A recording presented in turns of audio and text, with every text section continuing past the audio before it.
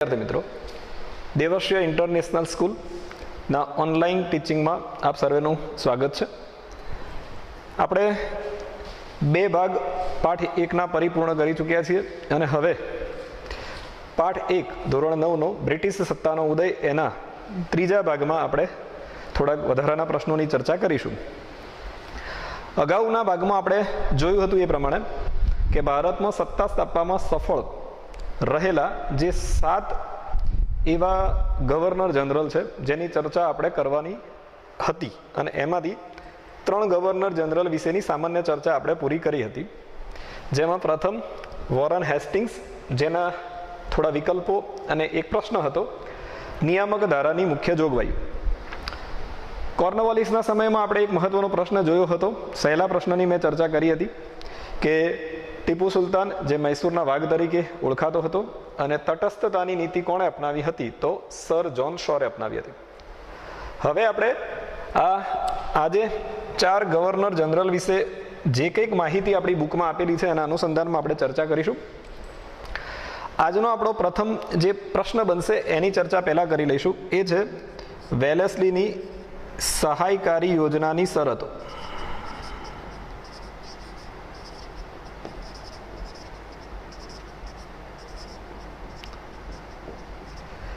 मित्रों, Lord Wellesley जे आ 3 सिवायनो चौथो एवो अंग्रेज गवर्नर जनरल है जे मात्र 7 वर्ष माटे आव्यो हतो अने एणे ईस्ट इंडिया कंपनीनो विस्तार डबल करी दीधो हतो अने आ माटे एणे एक योजना बनावी जे अंग्रेजोनी खूब ज मोटी चालाकी कही शकाय। कारण के आ योजना भारतना इतिहासमां कया नामे ओळखाय छे तो मीठा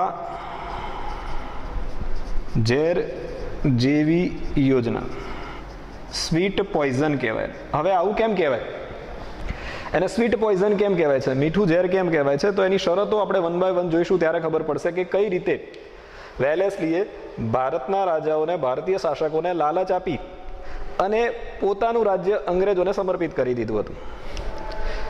5 શરતો છે। એક તો કંપની એમને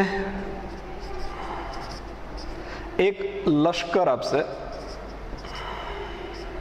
એટલે કે ઈસ્ટ इंडिया कंपनी ए जेते राजा आ योजनानो स्वीकार करशे एने पोतानुं लश्कर आपशे जेने अंग्रेज सैन्य कहेवाय अने आ माटे ए जे सैन्य आपशे ए एमनुं आंतरिक अने बाह्य रीते रक्षण करशे। एटले के जे राजा आ योजनानो स्वीकार करशे एनु आंतरिक अने बाह्य रीते रक्षण करवानी जवाबदारी ईस्ट इंडिया कंपनीना लश्करनी थशे। बीजी जे शरत हती के आ लश्करनो खर्च कोण अने केवी रीते काढशे तो ए लश्कर ए राज्यमां रहेशे जे राज्यमां हशे त्यां अने ए लश्करनो संपूर्ण खर्च ए राजा उपाडशे अथवा एटली उपजनो एक प्रदेश आपशे। એટલે મિત્રો તમે સમજી શકો છો અંગ્રેજોની ચાલાકી અહીંયા કે પોતાનું લશ્કર અને એનો સંપૂર્ણ ખર્ચ જે તે રાજા ઉપર, એટલે એમનું લશ્કર અહીંયા ફ્રી થઈ ગયું। આ ઉપરાંત ત્રીજી જે શરત હતી એ યુદ્ધ અથવા તો સંધિ કરવી હોય, કોઈ પણ સહાયકારી યોજના સ્વીકારેલ રાજા એ અંગ્રેજો સાથે યુદ્ધ અથવા તો સંધિ કરવા માંગે તો એને અંગ્રેજોને પૂછવું પડે। आ उपरांत जे चौथी शरत थी एक अंग्रेज प्रतिनिधि त्यां हाजर रहेशे अने पांचमी अने छेल्ली शरत थी कोई अन्य विदेशी ने विदेशी में अंग्रेज आवे परंतु एना सिवाय नौकरी में न राखी शके। एटले आप समझी शको छो कि अंग्रेजोए आ योजना हकीकत में राजाओने एवुं हतुं कि अंग्रेजो लश्कर द्वारा अमने मदद करवा मांगे छे परंतु क्यारे पोतानुं राज्य अंग्रेजोए लई लीधुं एमनी अमने खबर ज न पड़ी। एटला माटे ज आ योजनानुं नाम आपवामां आव्युं छे मीठा झेर जेवी योजना, स्वीट पॉइजन। आपणे सामे चालीने लईए तो पण खबर ना पड़े। सौथी पहेला हैदराबादना निजामे, त्यारबाद गायकवाड़, भोंसले, होलकर, सिंधिया, निजाम आ बधाए धीरे धीरे आ योजनानो स्वीकार कर्यो अने आ स्वीकारनार राज्यो क्यारे अंग्रेज सत्तामां भળી ગયા એ એમના શાસકોને રાજાઓને પણ ખબર ન પડી. એટલા માટે વેલેસ્લી એ વિસ્તારવાદી ગવર્નર જનરલ પણ કહેવાય છે. વેલેસ્લીના સમયમાં વિગ્રહો થયા એની ચર્ચા આપણે વિકલ્પોમાં કરીશું. એટલે અહીંયા એક પ્રશ્ન તમારે આજે જે પ્રશ્નો ચાલે એમાં બીજો મહત્વનો પ્રશ્ન કરવાનો છે, એક નિયામક ધારાની જોગવાઈઓ અને બીજો પ્રશ્ન છે વેલેસ્લીની સહાયકારી યોજનાની શરતો. ત્યારબાદ લોર્ડ હેસ્ટિંગ્સ, જેમાંથી કોઈ પ્રશ્ન નથી બનવાનો, કોઈ વિકલ્પ પણ મોટો નથી, એટલા માટે એની બહુ ડિસ્કસ નહીં કરીએ. માત્ર એટલું અહીંયા ચોક્કસ કહીશ કે વોરન હેસ્ટિંગ્સ એ અલગ છે અને લોર્ડ હેસ્ટિંગ્સ એ અલગ છે. વેલેસ્લી પછી આવનારો લોર્ડ હેસ્ટિંગ્સ, જેણે નેપાળના ગુરખાઓની લશ્કરમાં ભરતી કરી અને પોતાની તાકાત મજબૂત બનાવી, પિંઢારાઓનો ત્રાસ દૂર કર્યો અને સૌથી વધારે મરાઠાઓ જે શક્તિશાળી હતા એમને પરાજય આપ્યો. આ કામ લોર્ડ હેસ્ટિંગ્સ દ્વારા થયા. એના પછી વિલિયમ બેન્ટિક. તો વિલિયમ બેન્ટિકનું યોગદાન શેમાં છે? તો એ ઉદારવાદી ગવર્નર જનરલ કહેવાય છે. લોર્ડ વિલિયમ બેન્ટિક ઉદારવાદી ગવર્નર જનરલ તરીકે ઓળખાય છે. મિત્રો, અંગ્રેજો ચાલાક હતા એ હું સતત કહેતો હોઉં છું, તમે પણ જાણો છો કે જ્યારે પણ એમની અહીંયા ચાલાકી તમે જોઈ શકો છો કે વિસ્તાર કર્યો, ત્યારબાદ આણે તટસ્થતાની નીતિ અપનાવી. કેમ? કારણ કે વિસ્તાર દ્વારા જે રાજાઓમાં ઉગ્રતા, ક્રોધ વ્યાપ્યો હતો એણે શાંત કરવાનું કાર્ય કર્યું. આણે વિસ્તાર કર્યો એટલે ઉદારવાદી ગવર્નર જનરલ દ્વારા જે ભારતના લોકોમાં રોષની જ્વાળા ભભૂકી ઉઠી હતી એને શાંત કરવાનું કાર્ય આ વિલિયમ બેન્ટિકે કર્યું. કેટલાક સારા સુધારાવાદી કાર્યો પણ એણે કર્યા. આપણે વાત કરવાની છે ડેલહાઉસી, જે એક પ્રશ્ન સાથે આપણે કરીશું. લોર્ડ ડેલહાઉસી, જેની નીતિ હતી જીત, જપ્તી અને ખાલસા. જીત, જપ્તી અને ખાલસા નીતિ. આ દ્વારા તેણે અંગ્રેજ શાસનના વિસ્તારમાં વધારો કર્યો. ડેલહાઉસીના સુધારા એવો એક 2 માર્ક્સનો પ્રશ્ન પણ આમાંથી આપણને પૂછાય છે મિત્રો, એટલે આપણે એ અવશ્ય યાદ કરવાનો રહ્યો.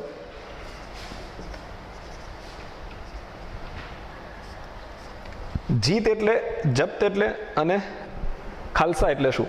તો જે દત્તક પુત્ર એટલે કે કોઈ રાજા અપુત્ર મૃત્યુ પામે તો એનો હક ના મંજૂર કરવાનો. આ દ્વારા એણે કેટલાક રાજ્યો ખાલસા કર્યા. જપ્ત એટલે કેટલાક રાજ્યોને ગેરવ્યવસ્થાનું બહાનું કાઢી અને જપ્ત કરવાના, અને કેટલાક એવા નબળા રાજાઓ હતા એમનું રાજ્ય જીતી અને એણે અંગ્રેજ શાસનમાં ભેળવી દીધું. ડેલહાઉસીના મુખ્ય સુધારા 2 માર્ક્સમાં પૂછાય છે. એક, એના સમયમાં ઈસવીસન 1853માં મુંબઈથી થાણા વચ્ચેનો પ્રથમ રેલ માર્ગ શરૂ થયો. એના સમયમાં ભારત અને ઇંગ્લેન્ડ વચ્ચે સૌ પ્રથમ તાર સેવા એટલે કે તાર ટપાલની શરૂઆત થઈ. એના સમયમાં જાહેર બાંધકામ ખાતાની શરૂઆત થઈ. અંગ્રેજી કેળવણીની શરૂઆત પણ એના સમયમાં જ થઈ. આ ઉપરાંત વિધવા પુનઃ લગ્ન ધારો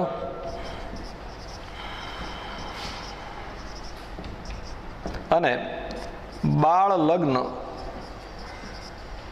પ્રતિબંધ અંગેનો ધારો પણ એના સમયમાં પસાર થયા.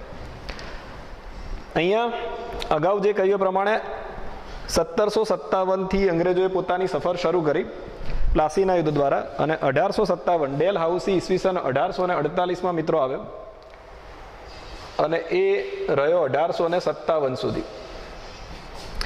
એટલે કે 1857માં એક મોટો સંગ્રામ થયો, અને એ સંગ્રામમાં આપ જાણો છો એ પ્રમાણે ઈસ્ટ ઇન્ડિયા કંપનીના શાસનનો અંત આવ્યો હતો. તો અહીંયા આપણે એ 100 વર્ષમાં આ 7 મુખ્ય ગવર્નર જનરલે કઈ રીતે ભારતમાં અંગ્રેજ સત્તાને વિસ્તારી માત્ર 24 પરગણાની જે સફર હતી પ્લાસીના યુદ્ધની, એ 100 વર્ષમાં સમગ્ર ભારત ઉપર કઈ રીતે વ્યાપી ગઈ એની ચર્ચા કરી છે. અને ખૂબ જ શાંતિથી આપ એને તૈયાર કરજો. કોઈ પણ પ્રશ્ન હોય તો એ આપણે રૂબરૂ મળીશું ત્યારે જોઈશું. આભાર.